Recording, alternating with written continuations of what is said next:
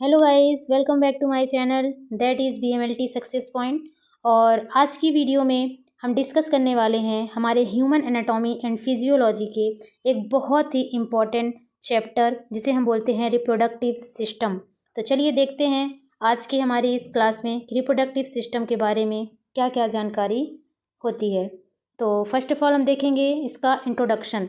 तो जो reproduction means क्या होता है, ये एक प्रोसेस होती है। कैसी प्रोसेस होती है? Biological process to produce offspring for the continuity of species over generations. मतलब जो रिप्रोडक्शन होता है वह एक बायोलॉजिकल प्रोसेस होता है। बायोलॉजिकल प्रोसेस मीन्स ऐसी प्रोसेस जो कहाँ होती है? लिविंग बॉडीज़ के अंदर। और ये बायोलॉजिकल प्रोसेस जो होती है वो क्या प्रोड्यूस करती है? ऑफस्प्रिंग प्रोड्यूस करती है for the continuity of species over generation. मतलब अपनी जनरेशन की कंटिन्यूटी को बनाए रखने के लिए जो प्रोसेस होती है वही कहलाती है क्या? रिप्रोडक्शन। तो चलिए देखते हैं हम ह्यूमन रिप्रोडक्टिव सिस्टम के बारे में। तो ह्यूमंस में जो रिप्रोडक्शन होता है वो किस टाइप का होता है? वो सेक्सुअल रिप्रोडक्शन होता है। सेक्सुअल रिप्रोडक्शन होता है जिसमें गैमीट्स का फॉर्मेशन होता है। गैमीट्स दैट मीन्स जैसे कि मेल के अंदर जो गैमीट्स होता है वो होता है स्पर्म, और फीमेल में जो गैमीट्स होता है वो होता है ओवा या ओवम, या हम इसे एग भी बोल सकते हैं। तो ये जो गैमीट्स होते हैं यही होते हैं जो सेक्सुअल रिप्रोडक्शन में पार्टिसिपेट करते हैं। इसके बाद एक बहुत ही इम्पॉर्टेंट कि जो ह्यूमंस में रिप्रोडक्शन होता है वह किस टाइप का होता है। जैसे कि यहाँ लिखा हुआ है वीवीपोरस। तो जैसे कि कुछ पैरासाइट्स हो गए और अदर लिविंग ऑर्गेनिज्म भी होते हैं जो ओवीपोरस होते हैं, है ना। और कुछ होते हैं जो वीवीपोरस होते हैं, जैसे कि हम हो गए ह्यूमन। तो ओवीपोरस और वीवीपोरस क्या है, पहले तो ये जानना जरूरी है। तो ओवीपोरस मीन्स ऐसे लिविंग जो एग को रिलीज करते हैं, डायरेक्ट एग फॉर्म में ही अपना रिलीज करते हैं। जो भी उनका बेबी होगा या फिर जो भी, तो उन किस फॉर्म में रिलीज करेंगे? एग के फॉर्म में। लेकिन ह्यूमंस क्या होते हैं? वो एग के फॉर्म में रिलीज नहीं करते, वो डायरेक्ट एक यंग स्पीसीज, मतलब चाहे वो बेबी बॉय हो या बेबी गर्ल, मतलब एक स्पीसीज जैसे यंग स्पीसीज के फॉर्म में वो क्या करते हैं? अपना डिलीवरी यहाँ पे होती है। तो इसे कहते हैं वीवीपोरस। ये बहुत ही इंपॉर्टेंट होता है कॉम्पिटिटिव एग्जाम के पॉइंट ऑफ व्यू से। नेक्स्ट हम देखेंगे कि sexual dimorphism can differentiate between male and female. मतलब जो सेक्सुअल ऑर्गन्स होते हैं, सेक्सुअल जो भी पार्ट्स होते हैं वह मेल और फीमेल में क्या होते हैं? डिफ्रेंशिएट होते हैं। फिर reproductive events start at puberty. जो भी रिप्रोडक्टिव इवेंट्स, मतलब जो भी रिप्रोडक्शन की स्टेज स्टार्ट होती है वो कहाँ होती है, या उस टर्म को क्या कहा जाता है? जब ये रिप्रोडक्शन की स्टेज स्टार्ट होती है उसे कहा जाता है प्यूबर्टी। प्यूबर्टी एक ऐसी स्टेज होती है जहाँ पे मेल या फीमेल के जो भी रिप्रोडक्टिव ऑर्गन्स होते हैं वह मैच्योर हो जाते हैं और रिप्रोडक्शन के लिए रेडी रहते हैं। तो नेक्स्ट हम देखते हैं रिप्रोडक्टिव इवेंट्स मतलब ऐसे कौन कौन से इवेंट्स होंगे जो रिप्रोडक्टिव सिस्टम में होते हैं। तो फर्स्ट जो स्टेप होता है रिप्रोडक्टिव सिस्टम में वो होता है गैमीटोजेनेसिस। गैमीटोजेनेसिस मीन्स ऐसी प्रोसेस जिसमें गैमीट्स का फॉर्मेशन होता है। और हमने पहले भी बता चुका है कि जो गैमीट्स होते हैं वह 2 टाइप्स के होते हैं, जो कि मेल में होता है स्पर्म एंड फीमेल में होता है ओवा। तो जो गैमीट्स के फॉर्मेशन की जो प्रोसेस होती है उसे कहा जाता है गैमीटोजेनेसिस। इसके बाद की जो नेक्स्ट प्रोसेस होती है वो होती है इंसेमिनेशन। इंसेमिनेशन क्या कहलाता है? ये भी एक प्रोसेस है जिसमें transfer of sperm in female reproductive tract. मतलब कि इंसेमिनेशन मतलब गैमीटोजेनेसिस के बाद जो प्रोसेस होगी वो होती है इंसेमिनेशन। इसमें क्या होता है? जो मेल का स्पर्म होता है वह फीमेल के रिप्रोडक्टिव ट्रैक्ट में ट्रांसफ़र होता है, और इसी प्रोसेस को क्या कहा जाता है? इंसेमिनेशन कहा जाता है। जैसे ही इंसेमिनेशन की प्रोसेस कंप्लीट होती है उसके बाद जो नेक्स्ट प्रोसेस होती है उसे कहा जाता है फर्टिलाइजेशन। फर्टिलाइजेशन मीन्स क्या होता है?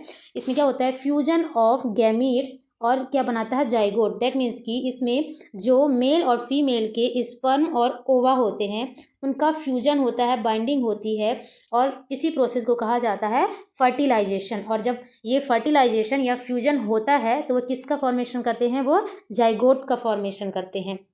नेक्स्ट प्रोसेस होती है हमारी फॉर्मेशन। इसमें क्या होगा? Next formation and development of blastocytes. जब जाइगोट का फॉर्मेशन हो जाता है तो उसके बाद ब्लास्टोसाइट्स का फॉर्मेशन होता है और उसी का फर्दर डेवलपमेंट होता है। ब्लास्टोसाइट जो होती है वो जाइगोट का ही और डेवलप्ड फॉर्म होता है।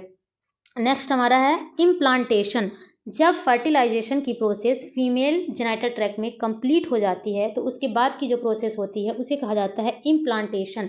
इम्प्लांटेशन क्या होता है? Attachment of blastocytes in uterine layer. मतलब जब फॉर्मेशन हो जाता है किसका, फर्टिलाइजेशन के बाद जाइगोट का फॉर्मेशन हो जाता है और वह मैच्योर और डेवलप होकर और क्या बना लेता है, ब्लास्टोसाइट्स। तो इस ब्लास्टोसाइट्स का जो ब्लास्टोसाइट्स बनेगा फॉर्मेशन के बाद उसका इम्प्लांटेशन मतलब कि अटैचमेंट हो जाएगा कहाँ, जो यूटेराइन वॉल होती है। जैसे कि यहाँ पे आप देख सकते हैं जो यूटेराइन वॉल होगी वहाँ पे आके ये जाइगोट का जो फॉर्मेशन हुआ, ये यहाँ जाइगोट का जो फॉर्मेशन हुआ था यहाँ पे होता है। कहाँ होता है? जो फैलोपियन ट्यूब होती है फीमेल की, वहाँ पे जाइगोट स्पर्म जा रहा है और यहीं से ओवा आता है यहाँ फिम्ब्रियाई के थ्रू। ओवरी होती है नीचे, यहाँ से जो ओवा आएगा तो इस प्रोसेस पे होता है एम्पुला प्रोसेस बोलते हैं, इस्थमस जंक्शन।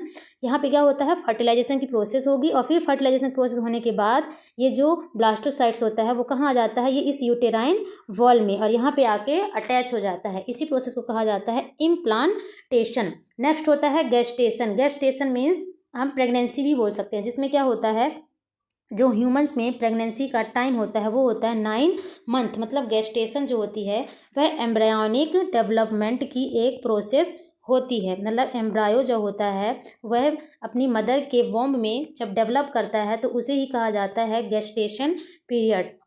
तो इस फेज में जो हमारा ब्लास्टोसाइट्स होता है वो यहाँ पे 9 मंथ के लिए मदर के वॉम्ब में क्या होता है, मैच्योर होता है।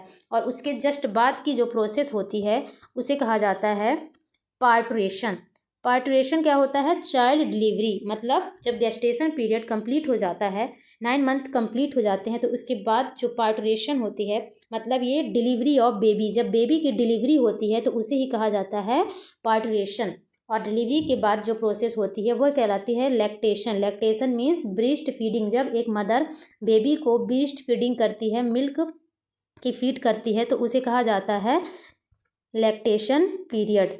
तो आई होप ये स्टेप जो होते हैं रिप्रोडक्टिव सिस्टम्स के, जो स्टेप्स चलते हैं वह होते हैं कितने स्टेप्स में, आइए एक बार और हम साथ में रिवाइज करते हैं।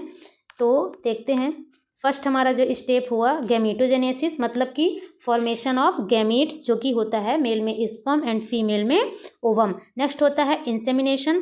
इंसेमिनेशन मीन्स क्या होता है, transfer of sperm in female reproductive tract. मतलब जो मेल के स्पर्म्स होते हैं वह फीमेल के रिप्रोडक्टिव ट्रैक्ट में ट्रांसफर होते हैं। नेक्स्ट प्रोसेस क्या होती है, फर्टिलाइजेशन। जब स्पर्म फीमेल के रिप्रोडक्टिव ट्रैक्ट में ट्रांसफ़र होते हैं तो वहाँ पे इनका फ्यूजन होता है और किसका फॉर्मेशन होता है, जाइगोट्स का। और ये जाइगोट्स फर्दर क्या होते हैं, मैच्योर और डेवलप्ड होते हैं और क्या बना लेते हैं, ब्लास्टोसाइट्स। ब्लास्टोसाइट्स बनाने के बाद क्या होता है, इम्प्लांटेशन। इम्प्लांटेशन मीन्स क्या होता है कि जो ब्लास्टोसाइट बने था उसका जो एडहेरेंट या अटैचमेंट होगा कहाँ हो जाएगा, यूटेराइन लेयर में। इसके बाद होता है गेस्टेशन, जो 9 मंथ का पीरियड होता है ह्यूमंस के लिए जब बेबी डेवलप करता है। और उसके बाद होता है पार्टुरेशन, मतलब कि चाइल्ड की डिलीवरी होती है, उसी प्रोसेस को कहा जाता है पार्टुरेशन। और डिलीवरी होने के बाद जब एक मदर अपने बेबी को ब्रेस्ट फीडिंग करती है उस प्रोसेस को कहा जाता है लैक्टेशन। तो चलिए अब नेक्स्ट हम देखते हैं किसके बारे में, मेल रिप्रोडक्टिव सिस्टम के बारे में। तो मेल, क्योंकि यहाँ पे रिप्रोडक्टिव सिस्टम को पहले ही हमने बताया कि 2 तरीके से होता है, एक मेल रिप्रोडक्टिव सिस्टम और एक फीमेल रिप्रोडक्टिव सिस्टम। तो पहले हम डिस्कस करेंगे डिटेल में आज की वीडियो में मेल रिप्रोडक्टिव सिस्टम के बारे में।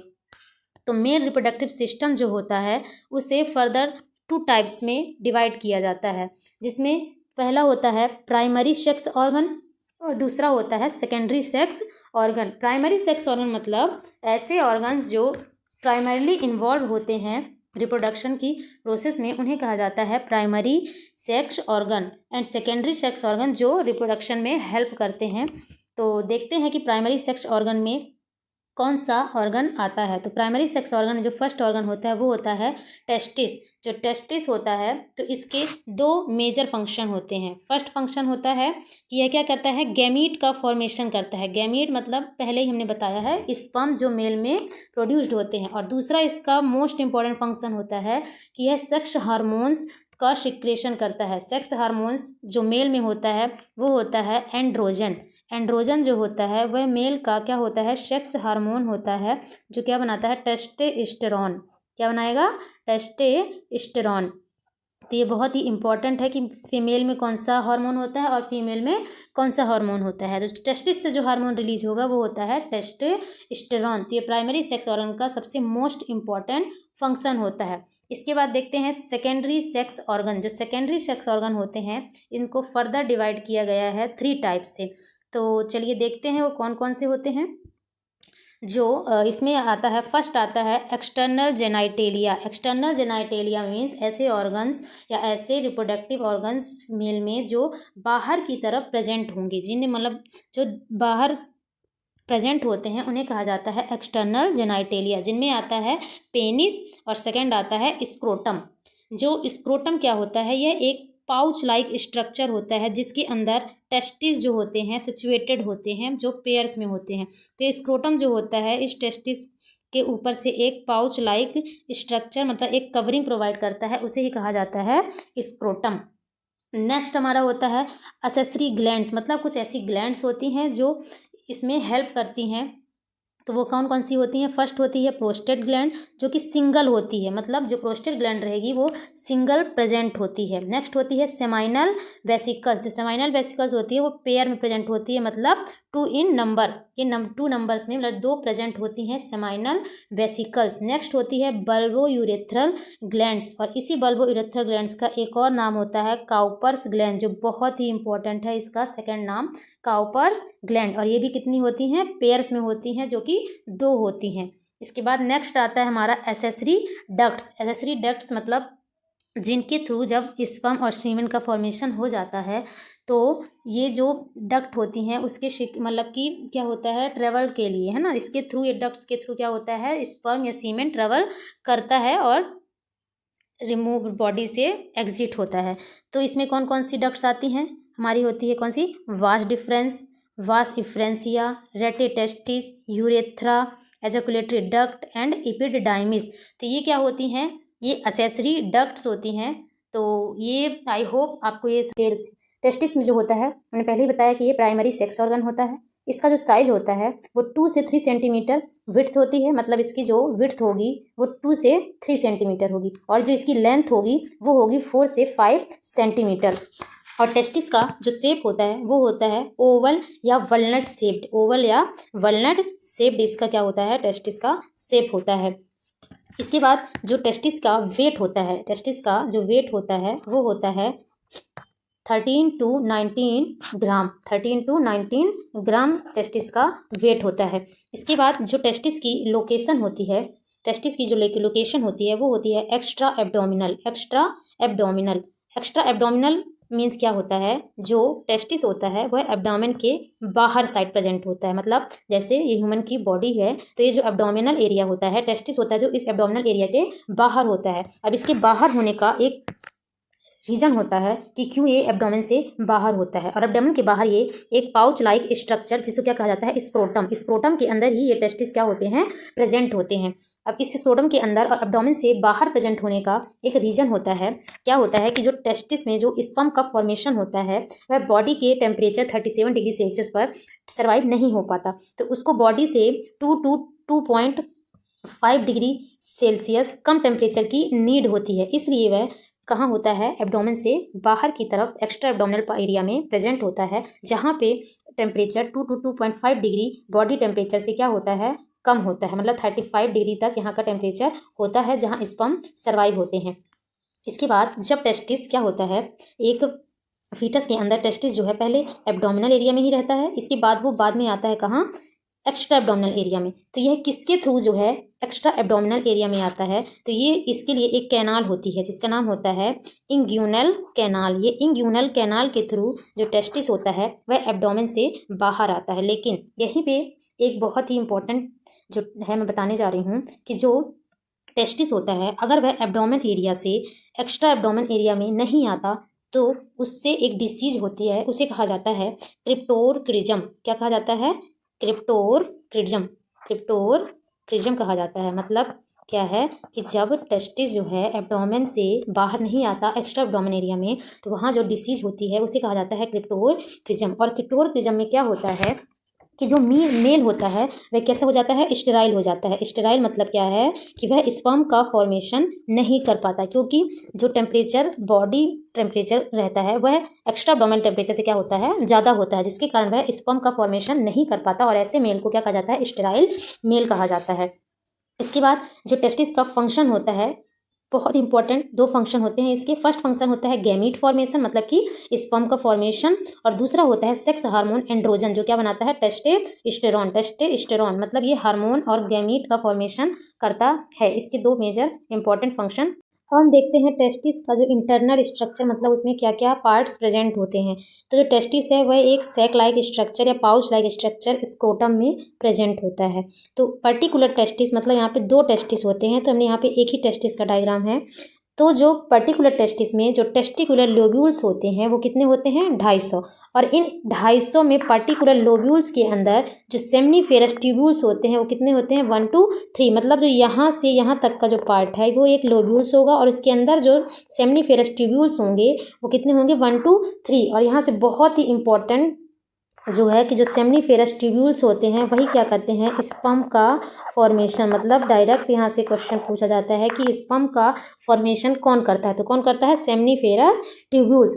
अब ये सेमनीफेरस ट्यूब्यूल्स जो है, मतलब यहाँ से जो ये सेमनीफेरस ट्यूब्यूल्स हो गए, ये जो लाइन जैसा स्ट्रक्चर है ये होता है सेमनीफेरस ट्यूब्यूल्स, और इन्हीं के बीच में जो ब्लू कलर का पूरा नेटवर्क दिख रहा है ये होता है रेटेटेस्टिस। जो रेटेटेस्टिस होता है इसका फंक्शन क्या होता है कि जैसे ही सेमनीफेरस ट्यूब्यूल्स में स्पर्म का फॉर्मेशन, क्योंकि सेमनीफेरस ट्यूब्यूल का फंक्शन क्या है?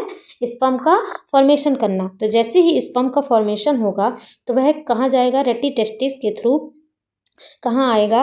रेटेटेस्टिस से बाहर की तरफ आएगा। मतलब कि अगर बोला जाए तो जो रेटिटेस्टिस होता है, जो यहाँ पे रेड कलर की लाइनिंग दिख रही है, ये होता है वास इफ्रेंसिया। मतलब रेटिटेस्टिस जो है वह बीच में प्रेजेंट होता है किसके? सेमनीफेरस ट्यूब्यूल्स और वास इफ्रेंसिया के। मतलब जो रेटिटेस्टिस है वो सेमनीफेरस ट्यूब्यूल्स और वास इफ्रेंसिया को कनेक्ट करने का काम करता है। इसके बाद जो नेक्स्ट स्ट्रक्चर होता है वास इफ्रेंसिया। ये वास इफ्रेंसिया क्या करता है? कितने होते हैं? 10 से 12। और ये वास इफ्रेंसिया क्या करते हैं? जब स्पर्म का फॉर्मेशन हो जाता है तो उसको टेस्टिस से बाहर ले जाने का, मतलब एग्जिट आउट करने का काम किसका होता है? वास इफ्रेंसिया का। इसके बाद वास इफ्रेंसिया के जस्ट ऊपर से लगा हुआ एक पार्ट होता है जिसको बोला जाता है इपिडिडाइमिस। और ये इपिडिडाइमिस जो होता है इसका मेन फंक्शन जो होता है ये क्या करता है? टेम्परेरी स्टोर करता है किसे? स्पर्म्स को। मतलब अगर यहाँ से भी डायरेक्ट क्वेश्चन की स्पर्म को टेम्परेरी स्टोरेज का फंक्शन किसका होता है, तो किसका होता है? इपिडिडाइमिस का। इपिडिडाइमिस के जो होते हैं वो 3 पार्ट होते हैं, एक हेड पार्ट, एक बॉडी पार्ट और एक टेल पार्ट। जो हेड पार्ट होता है उसे बोला जाता है कैपुट। क्या बोला जाता है हेड वाले पार्ट को? कैपुट। जो बॉडी पार्ट होता है उसे बोला जाता है कार्पस। बॉडी पार्ट को क्या कहा जाता है? कार्पस। और जो टेल वाला पार्ट होता है उसे कहा जाता है काउडा। तो इसके 3 पार्ट्स होते हैं किसके? इपिडिडाइमिस के, और इस तीनों ही स्ट्रक्चर इसके इंपॉर्टेंट होते हैं। हेड पार्ट को कैपुट, बॉडी पार्ट को कार्पस एंड टेल पार्ट को काउडा कहा जाता है। और जो इपिडिडाइमिस में होता है वो क्या होता है? टेम्परेरी स्पर्म का स्टोरेज होता है। इसके बाद जो इपिडिडाइमिस का स्ट्रक्चर होता है उसके बाद एक जो यहाँ से स्ट्रक्चर ये निकला हुआ है लाइन जैसा, वो होता है वास डिफरेंस, जो इपिडिडाइमिस से स्पर्म को बाहर ले जाता है टेस्टिस से कम्प्लीटली। और ये यहाँ तक का टेस्टिस का फंक्शन हुआ कंप्लीट कि यहाँ से क्या हुआ? इसने स्पर्म का फॉर्मेशन किया और कैसे कैसे स्पर्म ट्रेवल कर रहा है इसके ओवरऑल जानकारी थी। हमने तो ये जान लिया कि स्पर्म का फॉर्मेशन कहाँ हुआ था स्पर्म का फॉर्मेशन? सेमनीफेरस ट्यूब्यूल्स के थ्रू। अब यहीं पे हम और देखेंगे, ये एक पर्टिकुलर एक सेमनीफेरस ट्यूब्यूल्स का स्ट्रक्चर होता है, जहाँ पे क्या होते हैं? छोटे छोटे जो ये स्ट्रक्चर है क्या होते हैं? स्पर्मेटोगोनिया, जहाँ से स्पर्म का फॉर्मेशन होता है। उसी के पास एक और ऐसी स्ट्रक्चर होता है जिसको कहा जाता है क्या, सर्टोली सेल्स। और सर्टोली सेल्स का सेकंड नेम होता है नर्स सेल्स। ये सेल्स का फंक्शन क्या होता है, ये जो होती हैं ये स्पर्म को न्यूट्रिशन प्रोवाइड करती हैं। तो ये भी मोस्ट इम्पॉर्टेंट क्वेश्चन हुआ कि स्पर्म को न्यूट्रिशन प्रोवाइड करने वाली सेल का नाम क्या होता है। तो क्या होता है, सर्टोली सेल्स, और उसी का दूसरा नाम होता है नर्स सेल्स। और यहाँ पे जो स्पर्मेटोगोनिया है, जो पहले ही हमने जो देख लिया है कि ये क्या कर रही हैं, स्पर्म का फॉर्मेशन करती हैं। तो ये टेस्टिस का हमारा फर्स्ट फंक्शन हुआ, गैमेटोजेनिक फंक्शन। टेस्टिस जो होता है एक और फंक्शन करता है क्या, एंडोक्राइन फंक्शन, या फिर बोल सकते हैं हार्मोन्स का सिक्रेशन। तो ये हार्मोन का सिक्रेशन कहाँ से करता है, तो यही जो सेमनीफेरस ट्यूब्यूल्स होगा, जैसे एक सेमनीफेरस ट्यूब्यूल्स ये हो गया, दूसरा ये हो गया, तो इनके बीच में जो ये स्पेस होता है उसे कहा जाता है इंटरस्पीशियल स्पेस। और इसी स्पेस के बीच में सेल्स प्रेजेंट होती हैं जिनको कहा जाता है लेडिग सेल्स। और ये लेडिग सेल्स, जिसको दूसरा नाम और होता है इंटरस्टिशियल सेल्स, यही इंटरस्टिशियल या लेडिग सेल्स जो होती हैं वो क्या फॉर्मेशन करती हैं, मेल टेस्टिकुलर हार्मोन, जिसको हम कहते हैं क्या, एंड्रोजन्स। जो एंड्रोजन्स का फॉर्मेशन करने वाली सेल्स होती हैं वो कौन सी होती हैं, लेडिग सेल्स, जो एंड्रोजन का फॉर्मेशन करती हैं। और यह एंड्रोजन क्या बनाता है, टेस्टिकुलर या फिर टेस्टोस्टेरॉन हार्मोन। तो यहाँ पे हमारे दोनों फंक्शन कंप्लीट हुए, स्पर्म का फॉर्मेशन करने वाली सेल स्पर्मेटोगोनिया जो सेमनीफेरस ट्यूब्यूल्स के अंदर प्रेजेंट होती है, स्पर्म को न्यूट्रिशन देने वाली cell Sertoli cells, sex hormone बनाने वाली सेल्स या एंडोक्राइन सेल्स होती है लेडिंग सेल्स, जो कहाँ प्रेजेंट होती है, इंटरस्टिशियल स्पेस में, इसलिए इसको क्या बोला जाता है, इंटरस्टिशियल सेल्स। आई होप आपको ये क्लियर हुआ होगा। आपको यहाँ से सिर्फ दो चीज़ें ही याद रखने वाली हैं, स्पर्म का फॉर्मेशन करने वाली सेल्स स्पर्मेटोगोनिया या सेमनीफेरस ट्यूब्यूल्स, और इसका हार्मोनल फंक्शन करने वाली सेल कौन सी होती हैं, लेडिग सेल्स। कौन सी सेल्स होती हैं, लेडिग सेल्स। आई होप ये आपका क्लियर हुआ होगा। जैसा हमने डायग्राम में देखा कि सेमनीफेरस ट्यूब्यूल्स के पास टू टाइप्स की सेल होती हैं, एक स्पर्मेटोगोनिया और दूसरी सर्टोली सेल्स। जो स्पर्मेटोगोनिया होती है वो क्या करती हैं, help in formation of sperm, मतलब ये स्पर्म के फॉर्मेशन में क्या करती हैं, हेल्प करती हैं। और दूसरी सेल कौन सी थी, सर्टोली सेल्स, जो क्या करती है, help in providing nutrition to sperm, मतलब जो न्यूट्रिशन को स्पर्म को न्यूट्रिशन प्रोवाइड करती है वो कौन सी है, सर्टोली सेल्स। और एक और हमारी सेल्स जो इंटरस्टिशियल स्पेस में प्रेजेंट होती है वो कौन सी होती है, लेडिग सेल्स। ये क्या फंक्शन करती है, help in formation of androgens, या हम कह सकते हैं मेल सेक्स हार्मोन, मतलब मेल सेक्स हार्मोन को बनाने वाली जो सेल्स होती है वो कौन सी होती है, लेडिग सेल्स। इसके बाद हम देखेंगे कि जो स्पर्म बनने के बाद उसका पाथवे, मतलब कैसे स्पर्म बनने के बाद ट्रेवल करता है उसके बारे में। तो स्पर्म का फॉर्मेशन कहाँ हो रहा था, सेमनीफेरस ट्यूब्यूल्स में। सेमनीफेरस ट्यूब्यूल्स के जस्ट बाहर जो स्ट्रक्चर था ब्लू कलर से, यहाँ पे जो नेटवर्क लाइक स्ट्रक्चर था वो क्या था, रेटे टेस्टिस, जो क्या कर रहा था, वास इफ्रेंस, जो यहाँ से एक और लाइनिंग निकली हुई थी, इसको और जो सेमनीफेरस ट्यूब्यूल्स हैं इनके अटैचमेंट का या कनेक्ट करने का काम करता है। इसके बाद वास इफ्रेंसिया के थ्रू जो स्पर्म था वो कहाँ जा रहा था, यहाँ पे एक स्ट्रक्चर प्रेजेंट होता है जिसको हम बोल रहे थे एपिडिडाइमिस, जिसके कितने पार्ट थे, 3 part, head part, body part और टेल पार्ट। तो इस एपिडिडाइमिस में क्या हो रहा था, स्पर्म का टेम्परेरी स्टोरेज होता है।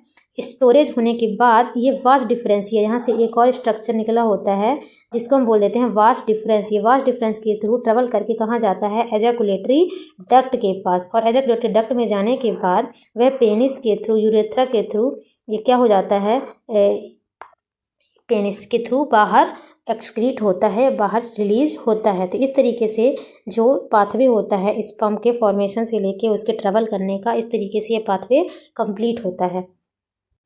जो हमने डायग्राम के माध्यम से देखा उसी को हम देखते हैं अब। जो एसेसरी डक्ट्स होती हैं वो क्या करती हैं, हेल्प इन ट्रांसपोर्ट या conduction of sperm, storage of sperm, मतलब ये ट्रांसपोर्ट और कंडक्शन में हेल्प करती हैं स्पर्म के, और स्पर्म के स्टोरेज में भी हेल्प करती हैं।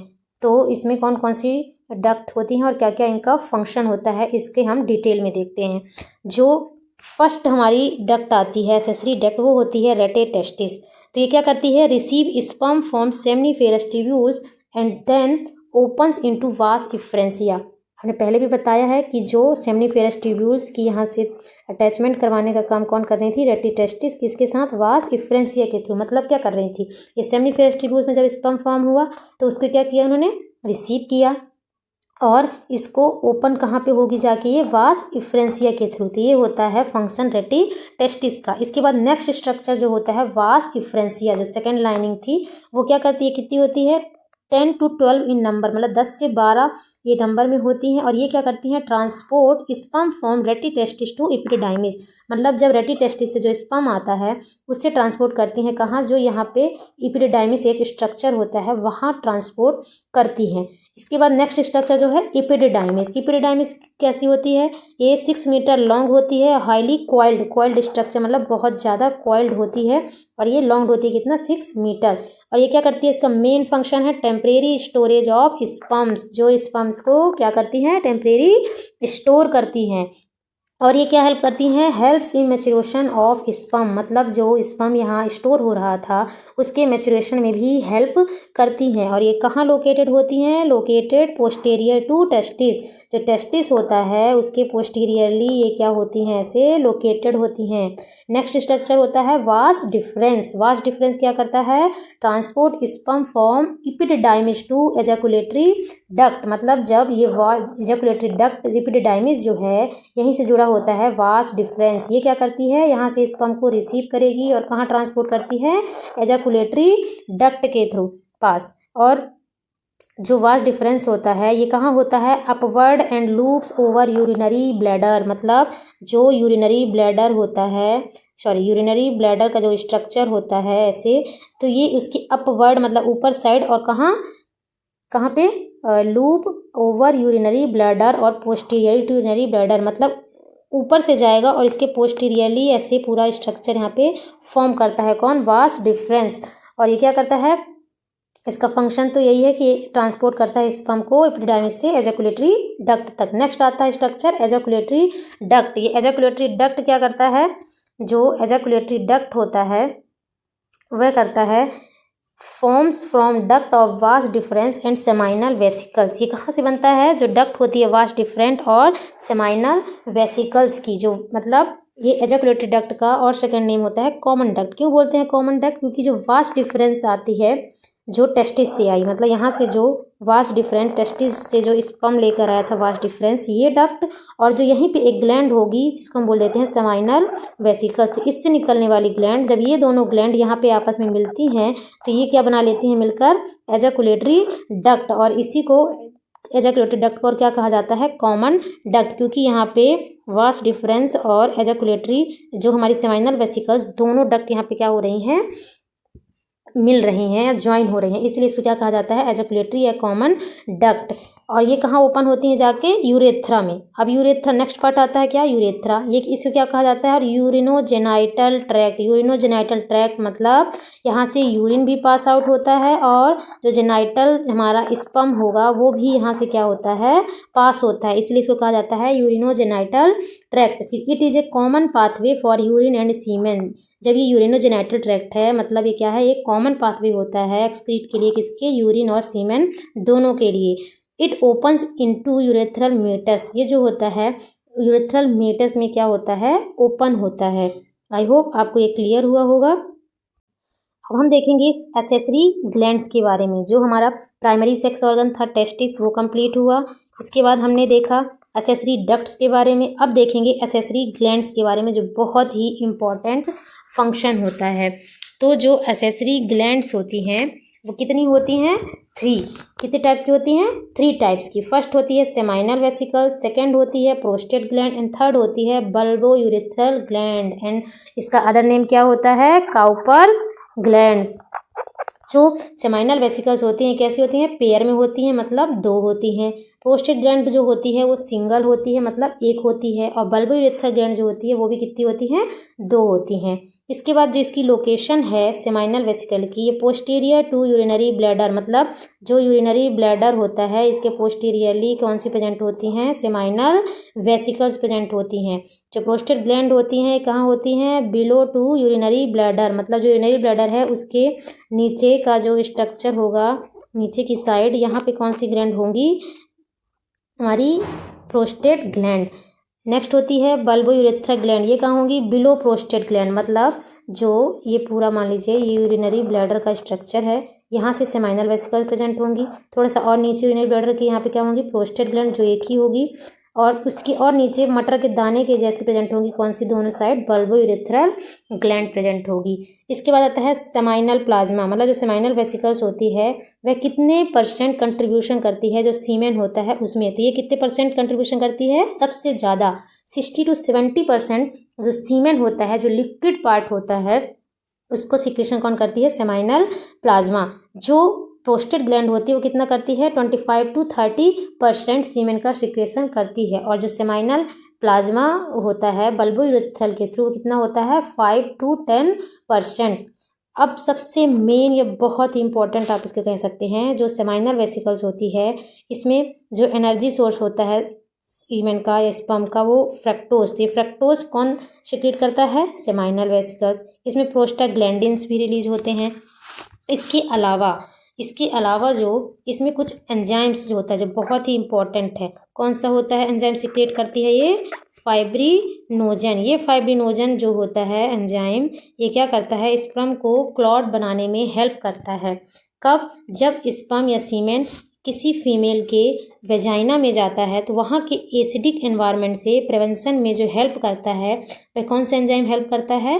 फाइब्रिनोजन। ये क्या करता है? क्लॉट का फॉर्मेशन करता है, जिसके कारण स्पर्म डैमेज नहीं होते हैं। तो ये बहुत ही इंपॉर्टेंट फंक्शन होता है। और जो फ्रक्टोज होता है ये क्या करता है? नरिशमेंट या न्यूट्रिएशन या एनर्जी प्रोवाइड करता है किसे? स्पर्म को। नेक्स्ट हमारी ग्लैंड है प्रोस्टेट ग्लैंड। ये प्रोस्टेट ग्लैंड में क्या होता है? कैल्शियम होता है। और जो फाइब्रिनोजन एंजाइम के कारण जो क्लॉट बना होता है उसे तोड़ने के लिए जो एंजाइम रिलीज करती है, उस एंजाइम का नाम होता है क्या? फाइब्रिनोलाइसिस। और ये फाइब्रिनोलाइसिन एंजाइम कौन रिलीज करती है? Prostate gland. और जो एल्कलाइन सिक्रेशन होता है, जो एल्कलाइन का सिक्रेशन करती है, वह कौन सी ग्लैंड करती है? प्रोस्टेट ग्लैंड ही है जो एल्कलाइन का सिक्रेशन करती है। इसके बाद जो नेक्स्ट ग्लैंड आती है बल्बो यूरेथ्रल ग्लैंड। ये बल्बो यूरेथ्रल ग्लैंड क्या करती है? बल्बो यूरेथ्रल ग्लैंड जो होती है पेनिस को ल्यूब्रिकेशन में हेल्प करती है। हेल्प इन ल्यूब्रिकेशन मतलब जब स्पर्म या सीमेन बाहर आना होता है उसके पहले ही जो बल्बो यूरेथ्रल ग्लैंड होती है वो उसे लुब्रिकेट करती है। एक लुब्रिकेशन में क्या होता है? एक चिपचिपा पदार्थ रिलीज करती है, जिसके कारण क्या होता है? वहाँ से सीमेन इजीली फिर रिमूव हो पाता है। और यह क्या करती है? Also provide alkaline nature. मतलब ये भी क्या करती है? एल्कलाइन नेचर प्रोवाइड करती है। तो आई होप ये आपको जो जितनी 3 ग्लैंड्स होती हैं इनके इम्पॉर्टेंट फंक्शंस, कौन सी ग्लैंड क्या रिलीज करती है, क्या रोल प्ले करती है, ये आपको क्लियर हुआ होगा। इसमें आप ज़रूर ऐड कर लीजिएगा फाइब्रिनोजन, वो कौन करती है? Seminal vesicle. एंड फाइब्रिनोलाइसिस जो इसी क्लॉट को तोड़ने के लिए होता है वो भी कौन करती है? Prostate gland. तो आई होप ये चीज़ें आपको क्लियर होंगी। तो नेक्स्ट हम देखते हैं, अब हम देखेंगे जो एक्सटर्नल जेनाइटेलिया होते हैं, मतलब जो एक्सटर्नली पार्ट होते हैं, प्रेजेंट होते हैं मेल रिप्रोडक्टिव सिस्टम के, उनके बारे में। तो जो एक्सटर्नल जेनाइटेलिया होते हैं उसमें फर्स्ट होता है पेनिस एंड सेकेंड होता है स्क्रोटम। तो पेनिस जो होता है ये क्या ऐसा होता है? Enlarge end of penis is called as glans penis. मतलब जो पेनिस का ये जो इनलार्ज एंड होता है उसे क्या कहा जाता है? ग्लैंस पेनिस कहा जाता है। Penis has erectile tissue. मतलब पेनिस के पास कैसे टिश्यू होते हैं? इरेक्टाइल टिश्यू, जो इरेक्शन करने में हेल्प करते हैं। मतलब इरेक्टाइल टिश्यू जो होते हैं उसको इरेक्शन प्रोवाइड करते हैं। इसके बाद जो होता है फोर स्किन, या इसको और कहा जाता है प्रेप्यूस। जो फोर स्किन और प्रोप्यूस जो होते हैं तो ग्लैंस पेनिस को क्या करते हैं? कवर्ड करते हैं। मतलब जो ग्लैंस पेनिस होता है यहाँ पे जो स्किन होती है उसे कहा जाता है फोर स्किन या प्रेप्यूस। जो क्या होता है? Help in insemination. जो पेनिस होता है इसका सबसे इम्पॉर्टेंट फंक्शन होता है कि यह इंसिमिनेशन में क्या करता है? हेल्प करता है। और इसे ही क्या कहा जाता है? काउपर्स या काउपर्स ऑर्गन ऑफ मेल। मतलब मेल का जो काउपर्स ऑर्गन, कपलिंग ऑर्गन होता है वो क्या होता है? पेनिस होता है। जैसे फीमेल्स में जो काउपलिंग ऑर्गन्स होता है वो होती है वजाइना, तो वैसे ही मेल में जो काउपलिंग ऑर्गन होता है वो होता है पेनिस।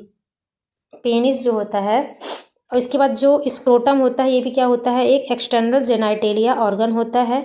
ये कैसा होता है, pouch located outs of the abdomen, मतलब ये एक थैली लाइक स्ट्रक्चर होता है जो एब्डोमेन के बाहर लोकेटेड होता है। ये क्या करता है, provide testis temperature lower than body temperature, मतलब ये टेस्टिस को क्या करता है, बॉडी टेम्परेचर से कम टेम्परेचर प्रोवाइड करता है। कितना कम, बॉडी टेम्परेचर से 2 से 2.5 डिग्री सेल्सियस कम टेम्परेचर प्रोवाइड करता है टेस्टिस को। फॉर किसके लिए, फॉर स्पर्मेटोजेनेसिस, मतलब स्पर्म के फॉर्मेशन के लिए ये क्या करता है, लोअर टेम्परेचर प्रोवाइड करता है टेस्टिस को, ताकि स्पर्म वहाँ पे इजीली फॉर्म हो पाए।